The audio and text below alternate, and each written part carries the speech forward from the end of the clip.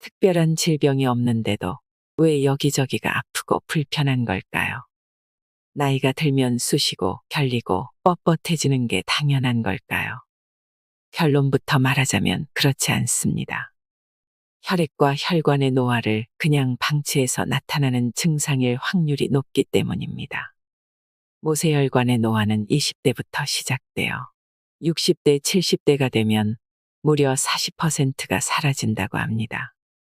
그러니 아직 멀었다고 생각하지 말고 한 살이라도 젊었을 때부터 혈관 건강에 신경 쓰고 노화에 대비해야 합니다. 당신이 이유 없이 아픈 것은 탁하고 찐득거리는 피 때문입니다. 질병의 99%는 혈액과 혈관에서 시작됩니다.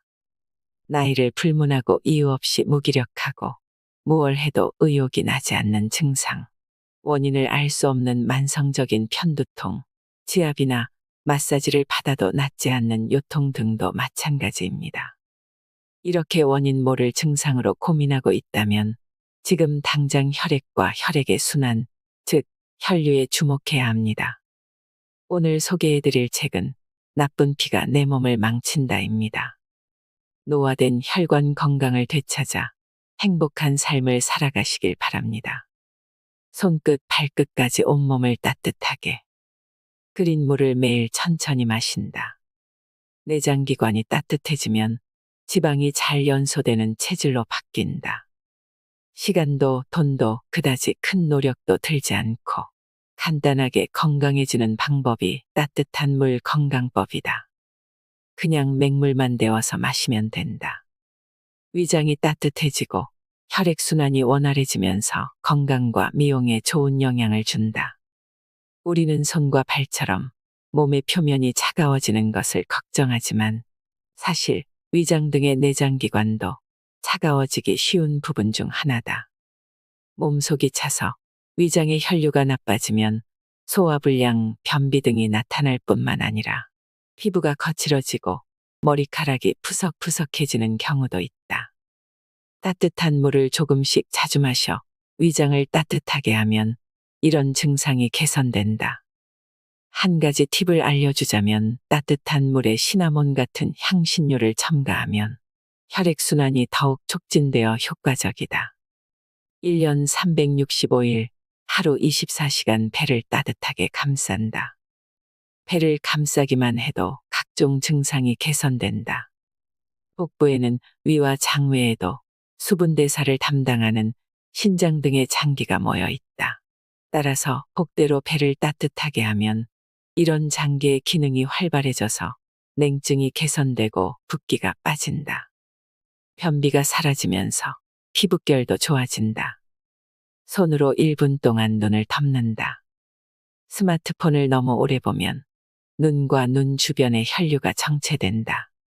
컴퓨터나 스마트폰 화면을 지나치게 오래 보면 눈이 피로해진다. 특히 어두운 곳에서 구부정한 자세로 보는 것은 최악이다. 눈이 피로하면 눈 주변의 혈류가 나빠지고 눈꺼풀이 부을 뿐만 아니라 다크서클, 안구건조증 등 다양한 증상이 생긴다. 양손으로 눈을 감싸기만 하면 되는 초간단 혈류 개선법. 눈의 피로를 푸는 가장 좋은 방법은 눈을 따뜻하게 해주는 것이다. 손바닥을 서로 비벼서 따뜻하게 만든 뒤 손바닥으로 눈 전체를 덮어서 눈두덩이를 따뜻하게 한다. 눈이 피로하게 느껴질 때 해주면 효과적이다. 자주 해도 좋다. 특히 취침 전에 눈을 따뜻하게 하면 편안하게 잠들 수 있으므로 추천한다. 뜨거운 수건을 목과 어깨에 댄다. 일상적으로 목과 어깨를 따뜻하게 하면 뻐근함이 풀린다. 만성적으로 목이나 어깨가 뭉쳐있고 뻐근한 사람들이 많다. 이런 증상은 지압이나 마사지를 받으면 조금 호전된 듯해도 며칠 안 가 금세 본래대로 돌아가곤 한다. 이것은 오랜 시간 나쁜 자세로 있어서 부분적으로 혈액순환이 안 좋아진 탓이다. 나쁜 자세로 장시간 책상에 앉아서 일하는 사람은 일상의 생활 습관이 원인이므로 한 달에 한 번 정도 전문가의 시술을 받는다고 해서 증상이 쉽게 개선되지는 않는다. 그것보다 매일 환부를 따뜻하게 하는 습관을 들이는 편이 더 효과적이다. 뜨거운 수건으로 목과 어깨를 자주 따뜻하게 해주면 혈액순환이 좋아지는 것은 물론 경직된 근육이 풀려서 몸과 마음이 편안해진다. 자기 전에 하면 숙면을 돕는 효과도 얻을 수 있다.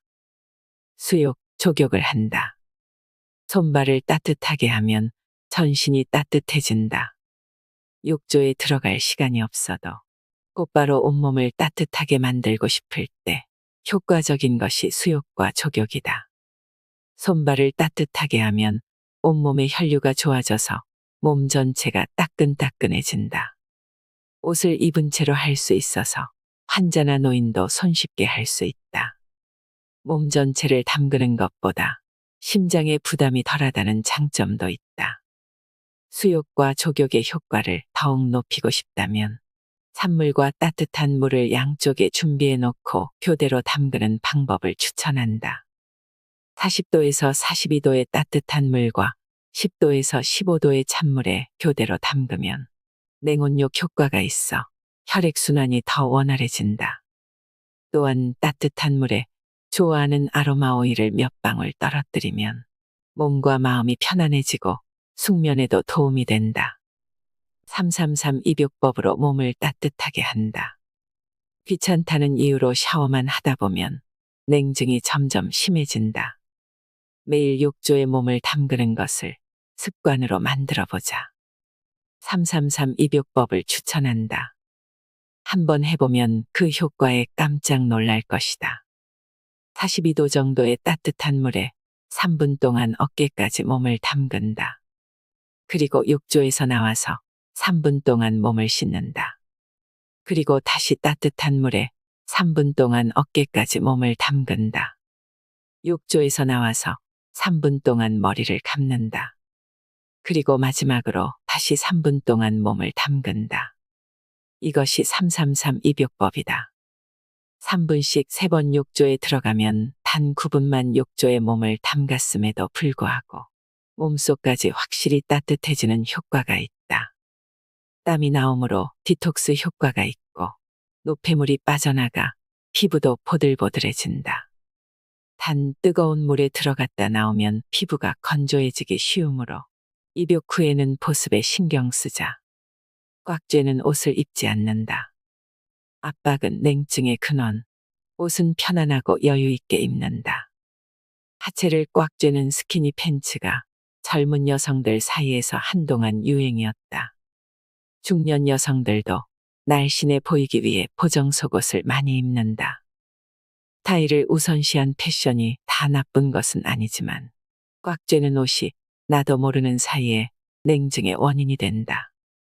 예를 들어 손끝에 피가 났을 때 반창고를 돌돌 감아 꽉 쬐어두면 출혈이 멈추지만 손가락 끝은 적자색이 된다. 피가 잘 안 통한다는 뜻이다.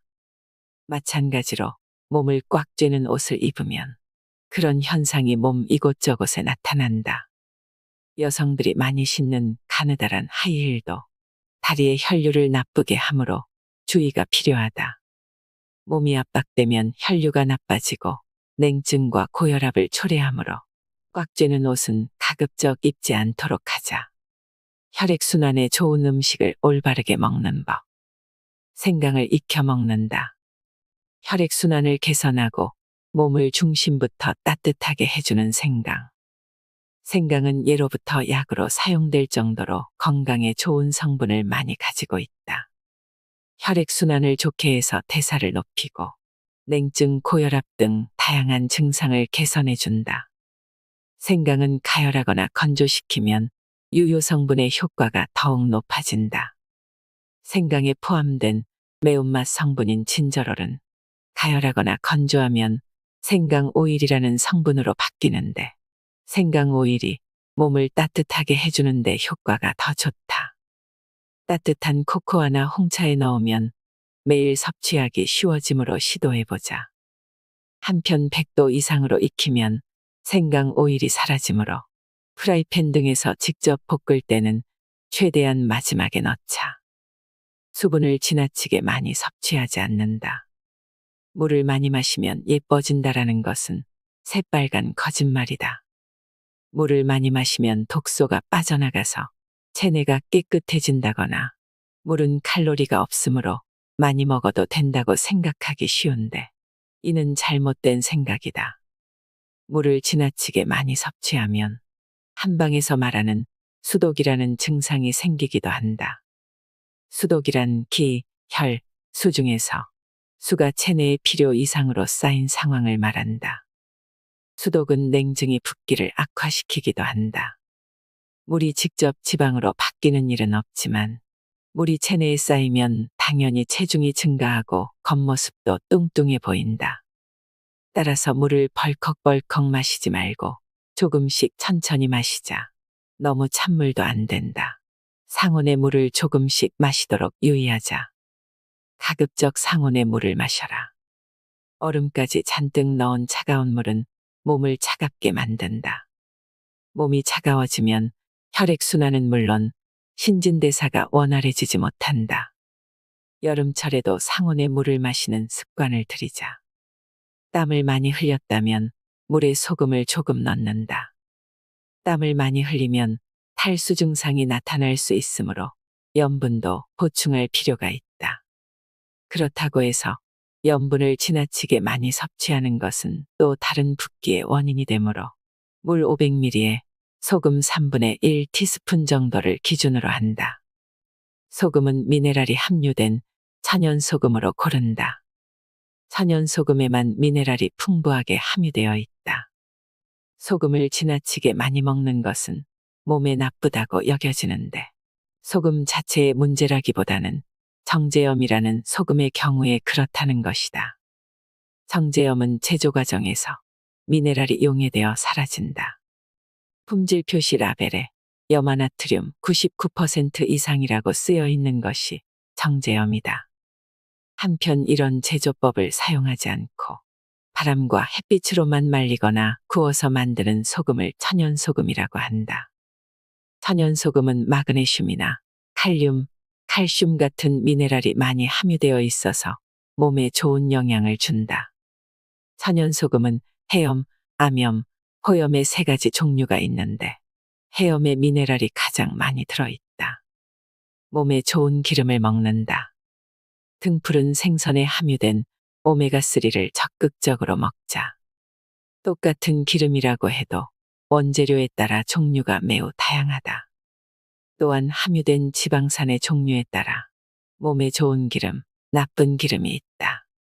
일반적으로 요리에 자주 사용되는 샐러드유는 오메가6라는 지방산이 주성분으로 과도하게 섭취하면 체내 세포를 손상시키는 등 몸에 안 좋은 작용을 한다고 알려져 있다. 반면 등푸른 생선의 기름에는 EPA라는 오메가3로 분류되는 지방산이 함유되어 있어 몸속에 들어가면 딱딱해진 적혈구의 막을 부드럽게 하거나 혈소판이 굳는 것을 막아주는 물질을 생성한다. 그래서 EPA는 적극적으로 섭취해야 할 기름 중 하나다. 그 외에 올리브 오일이나 기버터 등도 혈류를 개선해준다. 매일 흑초를 마신다. 식초는 혈액을 깨끗하게 해주고 혈액순환을 개선한다. 식초는 혈액을 맑게 해준다고 알려져 있는데 그 중에서도 흑초가 가장 효과적이다. 흑초는 보통 2년 이상 장기간 숙성시키는데 그때 아미노산과 미네랄 같은 유효 성분이 증가하기 때문이다. 다른 식초에 비해 유효 성분이 몇 배나 더 많다. 하루 30ml 정도를 따뜻한 물에 섞어서 마시자. 원액을 그대로 마시면 흑초의 초산 성분 때문에 소화기관이 손상될 수 있다. 그래서 10배 정도로 희석해서 마시는 것이 좋다. 물에 섞었을 때 산미가 부담스러운 사람은 꿀이나 우유를 첨가하면 마시기 편해진다. 운동 30분 전후에 마시면 지방연소 효과가 올라간다. 따뜻한 녹차를 마신다. 녹차에 함유된 카테킨으로 탁해진 혈액을 깨끗하게. 녹차에 함유된 성분 중에서 특히 주목해야 할 것이 떫은 맛을 내는 성분인 카테킨이다. 카테킨은 폴리페놀이라는 항산화 물질의 일종인데 항산화 작용에 탁월하고 살균 작용이나 항바이러스 작용 등에도 효과적이고 다양한 이로움을 주는 성분이다. 폴리페놀이 몸속에 들어가면 항산화 작용과 살균 작용을 한다. 가령 혈소판이 모여서 혈류가 탁해지는 것을 방지하고 혈류를 개선해 준다. 폴리페놀에는 블루베리의 안토시아닌이나 커피의 클로로겐산 등 다양한 종류가 있는데 전부 항산화 작용이 있으므로 틈틈이 섭취하도록 하자. 집에서라도 가공식품을 끊는다. 지금 내 몸에 필요한 영양소를 확인하고 신중하게 골라 먹자. 바쁠 때나 귀찮을 때 무심코 가공식품으로 식사를 때우는 경우가 종종 있다. 하지만 반조리 식품이나 가공식품에는 염분, 당분, 지방질 등이 과도하게 들어가 있다. 달고 짜고 기름진 음식은 먹는 순간에 뇌 속에서 도파민이 분비된다. 버릇처럼 손이 가는 것은 그 때문이다. 또한 가공식품에는 우리 몸에 필요한 단백질이나 비타민, 미네랄과 식이섬유 등이 많이 들어있지 않다. 그래서 칼로리는 높지만 영양이 부족한 경우가 많다. 게다가 첨가물도 걱정스러운 수준이다. 따라서 지금 내 몸에 꼭 필요한 영양소를 찾아 적절하게 섭취할 수 있도록 신경 쓰자. 양파 슬라이스는 물에 담그지 않고 먹는다. 몸에 좋은 성분도 모두 씻겨나간다. 양파는 다양한 요리에서 유용하게 쓰인다. 날 것으로 그냥 먹어도 맛있고 볶거나 찌는 등 가열해서 먹어도 맛있는 만능 채소다. 투명한 황색이 될 때까지 볶아서 페이스트 상태로 만들어도 좋다. 최근 양파의 효과가 화제를 모으고 있다. 양파 특유의 냄새는 황화알릴이라는 성분 때문인데 이것은 체내에서 알리신으로 변화해서 혈전이 생기는 것을 예방하고 면역력을 높여준다. 이외에도 폴리페놀의 일종인 케르세틴, 황화프로필, 식이섬유 등 몸에 좋은 성분이 듬뿍 들어있다. 그 중에서도 건강에 유익한 유효 성분인 황화프로필은 물에 쉽게 씻겨 내려가므로 양파를 자른 뒤에는 씻지 말고 그대로 요리에 사용하는 것이 가장 좋다. 주무르고 눌러서 혈류를 개선하는 법. 귀 주변을 눌러서 머리를 상쾌하게. 첫 번째, 귀 주변을 눌렀을 때 통증이 느껴지면 혈액순환이 좋지 않다는 증거다. 부드럽게 풀어주자. 두 번째, 귀의 앞과 뒤를 기분 좋게 느껴지는 정도로 5번만 누르면 되므로 언제 어디서나 할 수 있다. 세 번째, 어깨 결림 때문에 불편할 때는 귀 전체를 손으로 가볍게 잡아서 움직이자. 혈액순환이 좋아지고 어깨의 뻐근함이 풀린다. 혈액순환을 촉진하면서 혈자리를 자극해서 상쾌해진다. 불안할 때 저도 모르게 귀를 만지는 사람이 있다. 그것은 단순히 버릇이 아니라 깊은 의미가 담겨 있다. 귀에는 몸이나 마음에 영향을 주는 혈자리가 많이 있다. 불편한 증상이 있다면 30초 정도 귀 전체를 자극할 수 있도록 귀 전체를 마사지하듯 강하게 눌러보자. 스트레스 받을 때는 손의 혈자리를 누른다. 손에는 초조한 마음을 진정시켜주는 혈자리가 많다. 언제 어디서나 누를 수 있으므로 회사에서나 일상생활에서나 스트레스를 느꼈을 때 바로 할 수 있다. 불안이나 긴장이 풀어지므로 잠이 오지 않을 때 해도 효과적이다. 이불 속에서 누르다 보면 나도 모르게 잠이 든다. 손과 마음은 연결되어 있다. 바쁜 업무, 인간관계의 어려움, 육아, 수면 부족 등 우리는 매일 다양한 스트레스에 노출되어 있다. 각자 자기만의 방법으로 스트레스를 해소하며 살아가지만 현실적인 어려움이 많다. 잠을 푹 자거나 훌쩍 여행을 떠나서 기분을 전환하면 좋겠지만 늘 그렇게 할 수는 없다. 그래서 추천하는 것이 손의 혈자리를 누르는 일이다. 손에는 우리 마음과 직결된 혈자리가 많이 있다. 손을 누르는 정도는 아무리 바쁘고 피곤해도 할 수 있다. 특히 손바닥의 중심에 있는 심포구를 누르면 노궁도 함께 자극할 수 있으므로 이곳부터 시도해보면 좋을 것이다. 마사지로 다리를 부드럽게 한다. 평소에 별로 움직이지 않는 사람은 넓적다리에 노폐물이 쌓이기 쉽다. 마사지로 혈류를 촉진하면 다리가 시원해지고 셀룰라이트 분해가 촉진되어 다리 라인이 예뻐진다. 장단지가 딱딱한 것은 건강 상태가 별로 좋지 않다는 신호다. 마사지로 부드럽게 풀면서 따뜻하게 해주면 온몸의 불쾌감이 줄어든다. 딱딱한 넓적다리, 종아리는 건강의 적신호. 자신의 넓적다리나 종아리를 만져본 적이 있는가? 지금 바로 만져보고 건강 상태를 체크해보자. 만약 딱딱한 상태라면 옐로카드다. 그대로 방치하면 조만간 각종 증상이 나타날 것이다. 다리 마사지는 건강에도 미용에도 좋다. 발은 심장에서 멀기 때문에 혈류가 나빠지기 쉽다. 그렇기에 의식적으로 마사지를 해서 혈류를 촉진해주면 분명히 효과가 나타난다. 반드시 부드러워질 때까지 주물러 풀어주자. 건강은 물론 미용에도 도움이 된다. 머리 마사지로 뭉쳐있는 두피를 풀어준다. 첫 번째, 두피를 풀어주면 어깨 결림, 요통, 불면증 같은 증상도 개선된다. 두 번째, 두피를 만져서 딱딱하게 느껴진다면 뭉쳐있다는 증거이다. 두피 전체를 주물러 풀어주면 두통도 줄어든다. 세 번째, 두피가 부드러워지면 혈액순환이 좋아져서 머리카락에 윤기가 생긴다. 쉽게 낫지 않는 어깨 결림이 두피 때문. 평소 어깨 결림과 허리 통증을 느껴도 굳어진 두피를 의식하는 사람은 거의 없다. 사실 두피는 비교적 잘 뭉치는 부위다. 두피를 풀어주면 전신의 여러 불편한 증상이 개선되기도 한다. 혈자리와 마사지를 조합해서 온몸을 풀자. 머리를 만져보고 딱딱하게 느껴지면 손가락 끝으로 마사지를 해보자.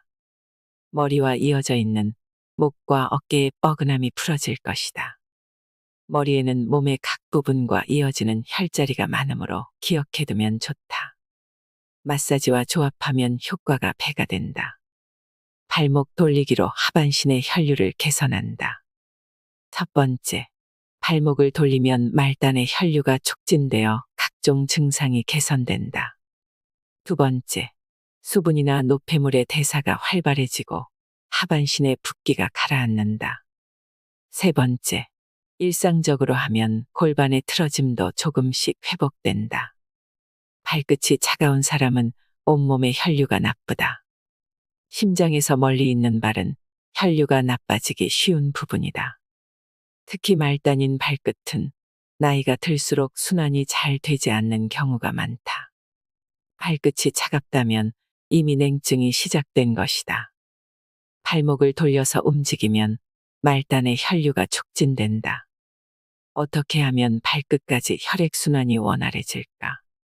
간단한 방법은 발목을 돌리는 것이다. 시계 방향과 반시계 방향으로 각각 20번 정도 하면 발이 점차 따뜻해진다. 발가락 돌리기나 발가락 가위바위보를 함께 하면 더욱 좋다. 좌우를 균등하게 하면 골반의 틀어짐도 서서히 바로잡힌다. 모세혈관을 되살리는 생활 습관 만들기. 햇빛을 받으며 하루를 시작한다. 첫 번째, 햇빛을 받으면 자율신경의 균형이 바로잡힌다. 혈액순환도 좋아지고 상쾌하게 잠에서 깰 수 있다. 두 번째, 햇빛을 받으면 멜라토닌이 자연스럽게 분비된다. 멜라토닌 분비가 활성화되면 불면증이 사라지고 푹 잘 수 있다. 세 번째, 마음의 균형을 잡아주는 세로토닌이 분비된다. 짜증나는 기분이 사라지고 집중력이 올라간다. 행복한 기분이 된다. 생물은 기본적으로 햇빛을 받아야 한다. 온종일 집안에 틀어박히면 기분이 답답해지고 밤에 잠이 오지 않는다. 단순히 활동량이 적어서 그런 것만은 아니다. 햇볕을 받지 않아서 체내시계가 뒤죽박죽 되었을 수도 있다. 그런 상태를 그대로 방치해서는 안 된다. 그런 상태는 점차 우울증이나 자율신경실조증으로 발전할 가능성이 있기 때문이다. 이때 체내시계를 초기화할 필요가 있다. 그러면 아침에 상쾌하게 일어나고 밤에는 자연히 졸음이 쏟아진다. 체내시계 초기화 방법은 바로 햇빛을 충분히 받는 것이다. 아침에 일어나면 일단 창문을 열고 햇빛을 충분히 받자. 눈부시다고 느낄 정도로 햇볕을 충분히 받는 것이 중요하다. 우리 몸은 햇빛을 받으면 행복 호르몬인 세로토닌을 분비한다. 또한 멜라토닌 덕분에 밤에 숙면할 수 있다. 숨은 들이마시는 것보다 내쉬는 데 집중한다. 첫 번째, 내쉬는 숨이 얕으면 긴장 상태가 지속적으로 이어진다. 집중해서 천천히 길게 내뱉으면 몸과 마음이 이완되고 편안해진다. 두 번째, 숨을 깊이 내뱉으면 자연히 몸에 필요한 만큼 산소가 들어온다. 세 번째, 숨을 천천히 내쉬면 부교감 신경이 활성화되어 긴장이 풀리고 마음이 편안해진다. 혈액순환이 좋아져서 몸이 따뜻해진다. 숨을 천천히 내쉬면 긴장이 풀리고 편안해진다. 가슴이 두근거리거나 긴장하면 숨을 쉬는 것을 잊는다. 누구나 그런 경험을 한 적이 있을 것이다. 호흡은 자율신경의 움직임이므로 우리는 호흡을 하려고 의식하지 않아도 자연스럽게 할 수 있다. 그리고 숨을 들이마시는 것은 교감신경, 내뱉는 것은 부교감 신경의 작용이다. 그래서 긴장하거나 스트레스를 받는 등 전투 스위치에 불이 들어왔을 때는 숨을 지나치게 들이마셔서 과호흡을 일으키거나 숨이 멈추기도 한다. 편안함을 느끼고 싶을 때는 내뱉는 숨을 의식하기 바란다. 확실히 다 내뱉으면 자연히 필요한 만큼 숨을 들이마시게 된다. 하루에 딱 10번만 스쿼트를 한다. 첫 번째, 대근육인 허벅지 근육을 단련하면 지방이 잘 연소되는 몸이 된다. 몸이 따뜻해지고 혈류도 증가한다. 두 번째, 근육을 만드는 무산소 운동 중에서도 스쿼트는 특히 효과가 좋다. 세 번째, 하반신을 단련하면 엉덩이가 쫙 올라간다. 간편하면서도 효과는 엄청난 스쿼트. 근육량을 늘리는 대표적인 무산소 운동에는 팔굽혀펴기, 복근운동 등 근육운동 등이 있다. 그 중에서도 추천하는 것이 스쿼트이다. 간편하면서도 효과는 엄청나다. 근육량을 늘려서 몸을 따뜻하게 하자. 스쿼트는 허벅지 앞뒤의 근육과 엉덩이 근육 등 여러 하반신 근육을 한 번에 단련할 수 있다. 무산소 운동이므로 소비되는 칼로리는 많지 않지만 근육량을 늘려서 지방이 연소되기 쉬운 몸을 만들어준다. 우선 하루에 딱 10번씩만 시도해보자. 일주일만 해보아도 변화를 느낄 것이다. 1시간에 한 번씩 몸을 펴준다. 첫 번째, 압박되어 있던 혈관을 풀어주어 혈액순환이 좋아진다. 두 번째, 같은 자세를 계속 유지하면 몸이 붓고 뻐근해진다. 몸을 펴주면 근육도 풀린다. 세 번째, 스트레칭을 자주 하면 행복 호르몬인 엔도르핀이 분비되고 전체적으로 컨디션이 좋아진다. 혈류를 압박하면 온몸에 통증이 온다. 오랜 시간 같은 자세로 있는 사람은 아무래도 근육이 뻐근해지고 몸이 잘 붓는다. 혈관이 오래 압박받으면 유연성이 떨어지고 혈액순환 자체가 잘 안 되기 때문이다. 기분 좋은 느낌이 컨디션 회복의 첫걸음. 사무실 책상에 앉아 일을 하는 사람은 마음대로 일어서서 돌아다닐 수 없으므로 뻐근하고 쑤셔도 참는 경우가 많다. 하지만 적어도 1시간에 한 번씩은 스트레칭을 해야 한다. 혈액순환이 좋아지면 엔도르핀이 분비되어 기분이 좋아질 뿐 아니라 컨디션까지 회복된다. 다리 흔들기로 피로를 물리친다. 첫 번째, 다리를 흔들기만 해도 혈액순환이 좋아진다.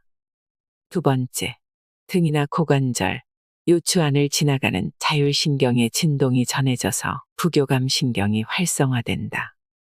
세 번째, 부교감 신경이 활성화되면 몸과 마음의 긴장이 풀리고 동시에 혈류가 증가한다. 피로회복 효과가 있다. 부교감 신경의 스위치를 켜야 몸도 마음도 쉴 수 있다. 스트레스나 운동 부족 등으로 자율신경이 흐트러지면 쉽게 피로해지고 병에 잘 걸린다. 그럴 때는 교감신경이 우위인 경우가 많은데 의식적으로 부교감신경을 활성화시킬 필요가 있다. 자율신경을 바로잡아서 혈액순환도 개선한다. 누워서 발목을 흔들거나 발을 위로 들고 다리 전체를 흔들어 보자. 모세혈관을 진동시켜서 모관운동이라고도 부른다. 다리를 떨면 그 진동이 뼈 내부에 있는 자율신경에 전해져서 정상적인 흐름을 되찾아준다. 또한 말단의 모세혈관을 자극하면 온몸의 혈류도 개선된다. 의자에 앉아서 다리를 떠는 것도 보기에는 안 좋지만 건강에는 효과가 있다. 괴로울수록 웃으려고 애쓴다. 첫 번째, 웃으면 스트레스 호르몬인 코르티솔의 분비량이 줄어들고 행복한 기분이 된다. 두 번째, 부교감 신경이 활성화되어 마음이 편안해진다. 그러면 자연스럽게 호흡도 깊어져서 온몸의 혈액순환이 좋아진다. 세 번째, 종양세포를 죽이는 NK세포가 활성화된다. 면역력이 향상되어 병에 잘 걸리지 않는 체질이 된다. 기분이 침울할 때도 웃으면 즐거워진다. 젊은 사람도 하루에 3,000에서 5,000개 정도의 암세포가 생겨난다는 것을 아는가? 그래도 암으로 발전하지 않는 것은 우리 몸에 있는 면역세포가 지켜주기 때문이다. 면역세포는 스트레스가 많으면 기능이 떨어진다고 한다. 웃으면 간내에 흥분이 전해지는데 이 간내는 면역 기능을 담당하고 있다. 웃으면 면역세포가 활성화되는 것이다. 또한 무리하게 억지로 웃어도 뇌는 그것을 진짜 웃음으로 착각해서 즐겁다고 인식한다. 따라서 괴로울 때야말로 웃어야 하는 때다.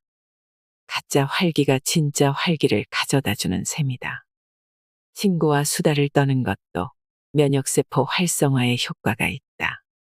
명상으로 머릿속을 비우는 시간을 만든다. 첫 번째, 자기 자신을 살펴보고 다독이는 것은 자신을 소중히 여기는 첫걸음이다.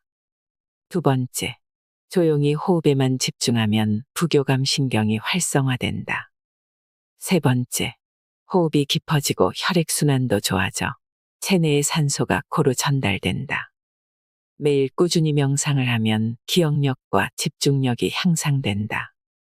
명상은 눈을 감고 의식을 안정시키는 일이다. 방법은 여러 가지가 있지만 어떤 방법을 선택해서 하든 호흡이 안정되고 잡념이 사라진다. 명상하는 사람의 뇌파를 측정하면 편안한 상태에서 나오는 특유의 알파파가 많이 나타난다. 또한 명상을 매일 꾸준히 하면 기억을 담당하는 해마의 회백질이 증가한다는 연구 결과도 있다. 그래서 사고력과 집중력이 높아지는 것이다. 처음 명상을 하면 제대로 집중하지 못할 수도 있다. 그럴 때는 숨을 들이마시고 내뱉는 일에만 의식을 모아보자. 편안함을 느끼는 자세로 시도해보면 된다. 잠들기 1시간 전에는 반드시 스마트폰을 끈다. 첫 번째, 스마트폰 액정을 멀리하면 눈 주위의 근육 피로가 풀리고 눈가의 혈류가 좋아진다. 두 번째, 멜라토닌의 생성이 원활해져서 체내시계가 정상화된다. 세 번째, 뇌는 한 번 흥분하면 진정되기까지 2시간에서 3시간이 걸린다. 잠들기 2시간 전부터 스마트폰을 끄고 방을 어둑어둑하게 하면 수면의 질이 향상되고 피로가 쉽게 풀린다. 눈을 혹사시키면 다양한 트러블이 생긴다. 스마트폰이나 태블릿 PC, 컴퓨터 화면에는 블루라이트라고 불리는 빛이 많이 포함되어 있다. 파장이 짧은 가시광선의 일종으로 장시간 노출되면 몸에 다양한 영향을 미친다. 가장 위험한 것은 눈에 미치는 영향이다. 블루라이트는 물체를 선명하게 보게 해주는데 밤에는 홍채가 커지기 때문에 너무 많은 양의 빛이 들어와 망막과 망막 내 시세포가 손상될 수 있다. 또한 블루라이트는 멜라토닌이라는 수면 호르몬의 분비를 억제한다. 그래서 스마트폰을 보고 있으면 잠이 오지 않는 것이다. 스마트폰은 정신적으로 의존하게 되는 부분도 있으니 잠들기 전에는 반드시 스마트폰을 끄고 눈과 뇌를 쉬게 해주어야 한다. 자연을 자주 접한다. 첫 번째, 단 40초만 녹색 식물이나 자연의 풍광을 바라봐도 집중력이 높아진다. 창문 밖이 보이지 않는다면 책상 위에 관엽식물을 놓아두고 바라보거나 자연의 풍경이 담긴 사진을 봐도 된다. 두 번째, 부정적인 생각이 떨쳐지지 않을 때는 자연을 접하며 마음을 다독인다. 세 번째, 심신이 지쳤다면 도시에서 벗어나 한적한 곳으로 여행을 떠나자. 마음이 편안해지고 긴장이 풀린다. 그러면 자연스럽게 혈액순환이 원활해지고 활기도 되찾을 수 있다. 스트레스 받을 때는 자연을 보자. 숲속을 천천히 산책하기만 해도 스트레스 호르몬인 코르티솔이 16%나 감소한다는 연구 결과가 있다. 자연을 접하면 비관적인 생각이 들 때 활발해지는 뇌의 전두전야에 혈류가 줄어든다. 그러면 자연스럽게 비관적인 생각이 줄어든다. 도시에서 살면 자연을 접할 기회가 많지 않다. 하지만 단 40초만 자연을 느껴도 기분이 전환된다고 한다. 화면 보호기나 책상 위에 풍경 사진을 두거나 주변에 관엽식물을 놓아두고 종종 그것을 바라보기만 해도 효과가 있으므로 가슴이 답답할 때 시도해보자. 그리고 휴가 때는 가급적 자연을 접할 수 있는 곳으로 여행을 떠나자. 깨끗한 혈액이 노화의 시계를 거꾸로 돌립니다. 건강서를 많이 읽거나 접해본 독자라면 몸과 마음의 건강을 지키기 위한 원칙에 있다는 사실을 알 것입니다. 과식하거나 과음하지 않고 스트레스를 적절히 조절하며 숙면을 취하고 배변을 잘하는 것 등 말입니다. 누구나 알고는 있지만 실천하지 못해서 문제라는 점도 잘 알 것입니다. 우리의 혈관은 길이가 총 9만 킬로미터에 달하고 몸속을 도는 혈액의 양은 체중의 8% 정도입니다. 그중 30%만 잃어도 죽음에 이를 수 있습니다. 혈액은 엄청난 길이의 혈관을 타고 온몸 구석구석을 돌며 산소와 영양분을 실어 나릅니다. 그래서 혈액은 세포 하나하나의 건강과 운명을 책임지는 셈입니다. 오늘 말씀드린 방법들 중에 이미 실천하고 있는 것도 있을 것이고 새롭게 알게 된 것도 있을 것입니다. 중요한 것은 혈액과 혈관도 노화된다는 사실을 알고 잘 보살피고 가꾸는 것입니다.